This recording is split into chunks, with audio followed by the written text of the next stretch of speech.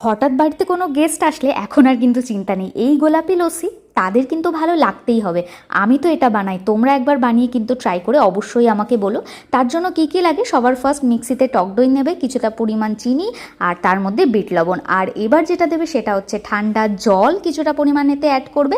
আর যেহেতু গোলাপি কালার, সেটা তো ফ্লেভারটা তো আর লাগবেই, আর কালারটাও। তার জন্য এখানে হচ্ছে তোমার ওয়াটারমেলন বা হচ্ছে তরমুজের যে কোয়াশের যে বটলগুলো পাওয়া যায় তার থেকে কিছুটা পরিমাণ দিয়ে দেবে।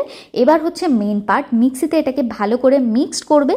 আর মিক্সটা যখন পুরোপুরিভাবে হয়ে যাবে, দেখো এর কালারটা যেমন আসে না, তেমন টেস্টটা, আর সাথে সাথে চিনিটাও কিন্তু এর মধ্যে ভালো করে গুলে যায়। এরপর কিছুই না, গ্লাসে করে ঢেলবে।